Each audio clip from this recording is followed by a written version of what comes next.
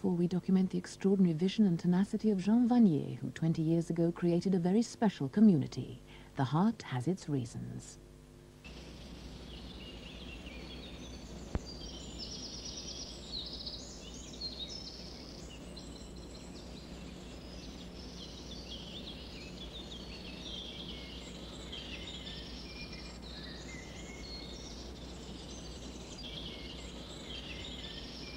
This is the forest of Compiègne in northern France. Here in 1918, in a railway car, the armistice ending World War I was signed. And it was here, 22 years later, that the French surrendered to the Nazi invaders. But today, the trees that witnessed so much bloodshed now shadow peace. On the edge of this forest is the quiet village of Trolly. Over the centuries, history has passed by Trolly, and in a way that has helped to maintain some of the charm.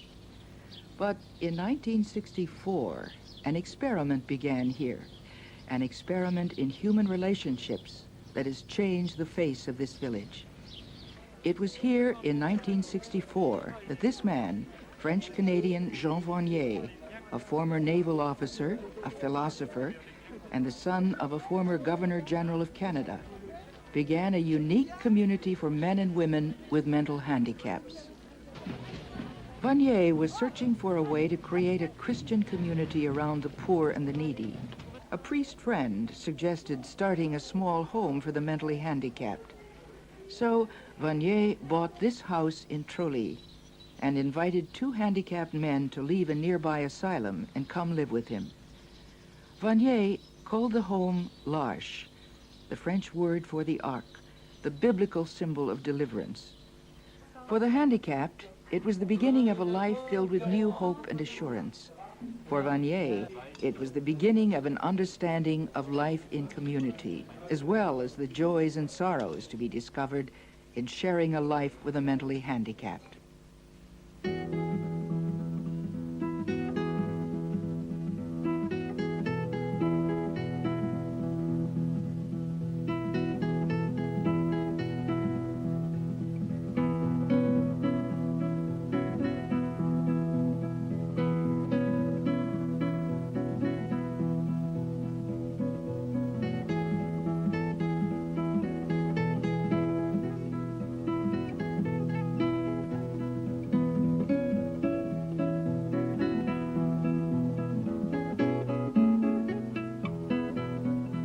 As more people heard of L'Arche, more came to join the community. Today, there are 20 L'Arche homes in Trolly and the surrounding area, where some 400 handicapped men and women and those who assist them live. There are also more than 60 L'Arche communities worldwide, including homes in North America, Africa, Honduras, and India. Each community is distinct, yet each is founded on the same idea: create for the handicapped person a stable, caring environment. Then community can grow and hopefully begin to heal in the handicapped person some of the deep pain of the past. First of all, I see people who are very wounded, very hurt, and the wound is very close to the surface, because pretty well all of them have suffered rejection at greater and deeper levels. Some from very young, some have been abandoned during the first years of their life, sometimes the first months. Some have been abandoned, put in hospital at the age of 4, 5, 6, maybe a little bit later. But I think that all of them have felt that they have disappointed their parents. And that leaves a wound which is very deep, a broken self-image, of feeling I'm no good. Some of them, I know one man who won't even look at himself in the mirror. He's too frightened of looking at himself, and he feels he's terrible. Now and again he says, well, you can just put me under the ground. So that, I think, is the first thing, very suffering people. But on the other hand, deeper than that, and because maybe the wound reveals to them, to us, their heart, a great cry for friendship. I suppose because none of them can really fend for themselves. And obviously those who are more handicapped cannot fend for themselves. And they can only live in the realm of friendship.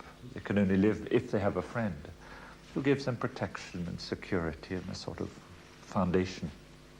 It's a terrific cry for friendship. And a friendship which is a person-to-person, trust-to-trust, love. And so they're really men and women of a lot of heart.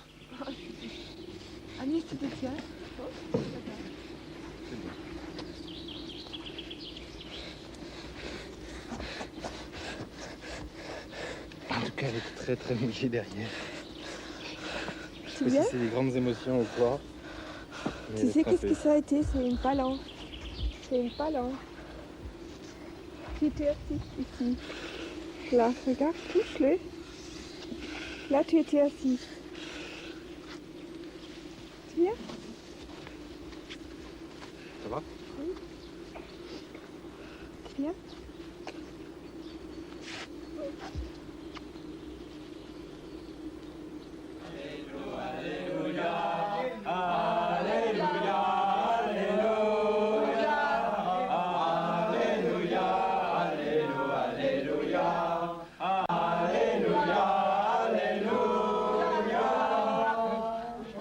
I think they've taught me a lot about how to live, how to eat meals, how to celebrate, how to have fun, how to maybe announce Jesus.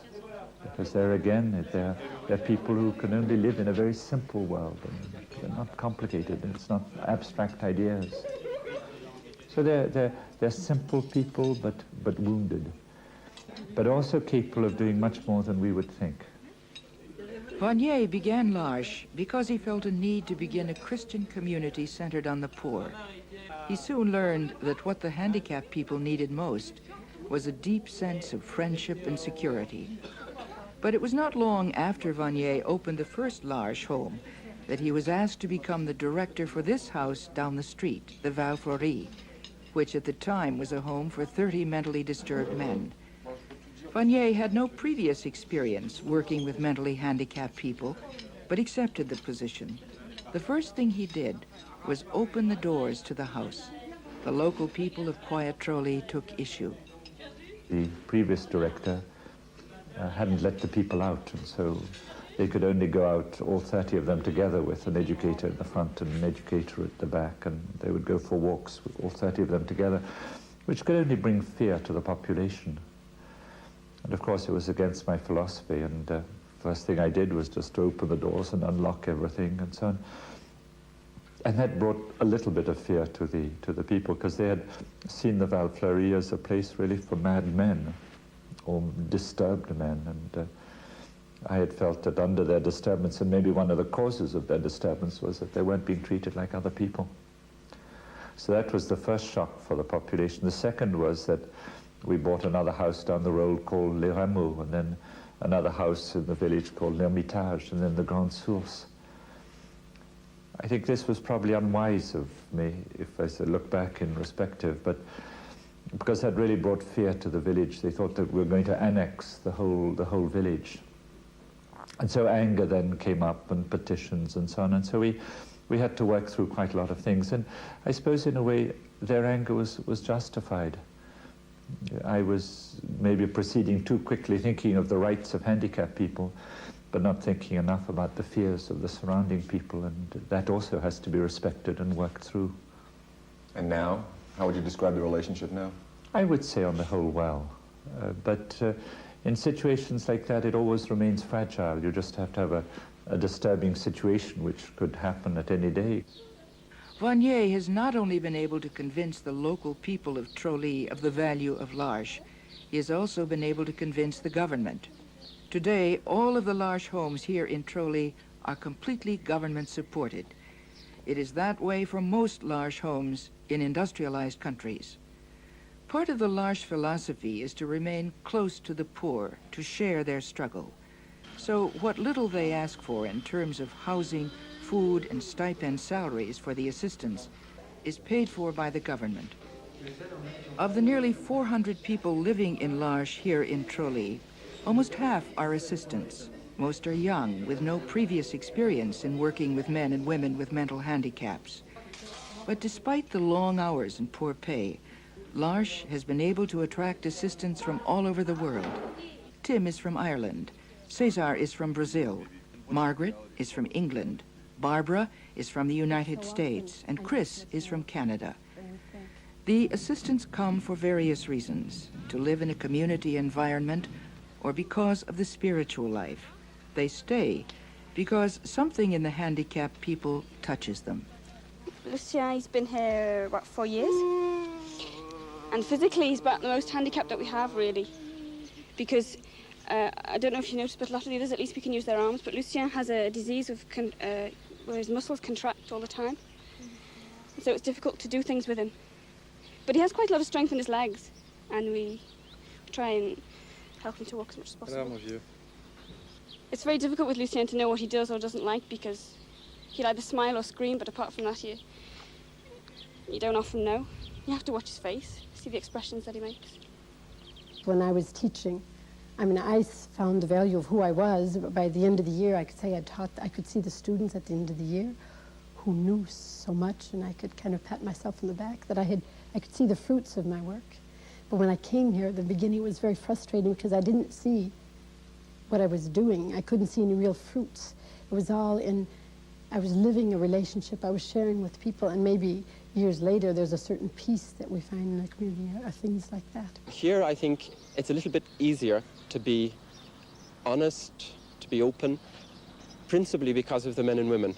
The men and the women, the handicapped men and women, help me to be open and to be honest, because as people they have an extraordinary simplicity, they have an amazing emotional honesty. When they're anguished, it comes straight out.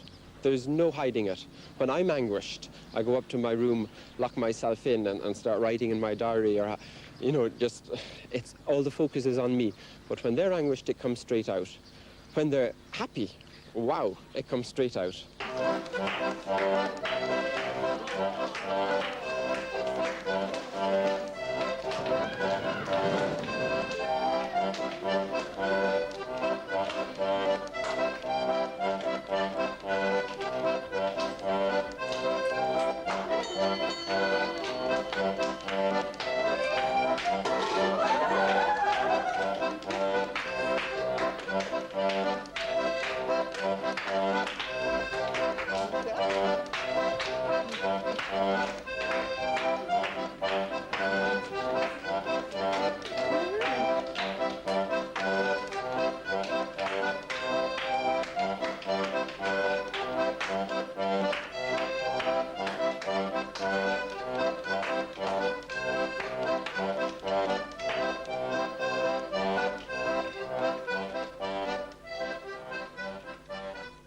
Fill in the blank. L'Arche is.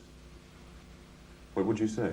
I think I'd just say there where we live together, but living together with people who are very wounded and hurt, and creating a family with them, creating community, an environment where each one can grow, and each one, when I say each one, assistants or people with handicaps, where each one can grow and attain his fulfillment.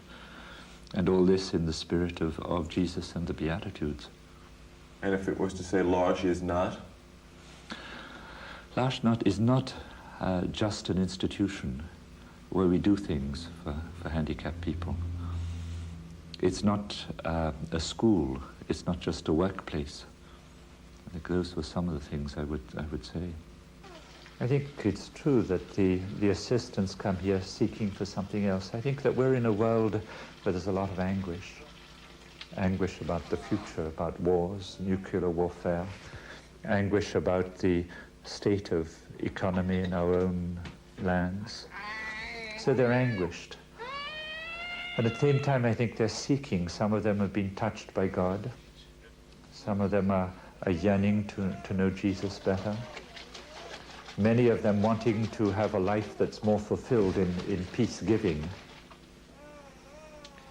And then they come here and they find community. Many of them haven't had any experience of community. They have had experience of university, they had experience of work, and maybe even their family has been a place of conflict.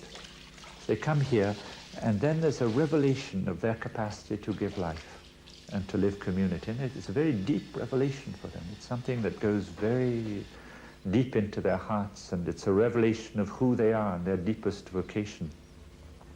Avec Jean-Luc. Jean-Luc. Oui. Philippe. Oui. Combien ça fait? 3. Attention. My name is Claire. And I've been in this community for nearly 11 years now. I think, my dream was always to go to the third world, and in Africa especially, to go there. But I think, I met Lars, and Lars was living with handicapped people, but it could have been, I think, with any other kind of people rejected, marginal people, It happened that Lars was with handicapped people. Well, Edith and I, we've been living together for 10 years now, because she came at the very beginning of this house. And I really believe there's a mystery in Edith. Like, I've always been struck to see how she touches the heart of the people, of many people, not only mine, but many people who came for a time here. But you should see the difference between when she arrived and how she has blossomed, I would say. It's a way of relationship, how she's a person of relationship. She has all kind of games, like playing with your finger, or it's just that call for a relationship all the time.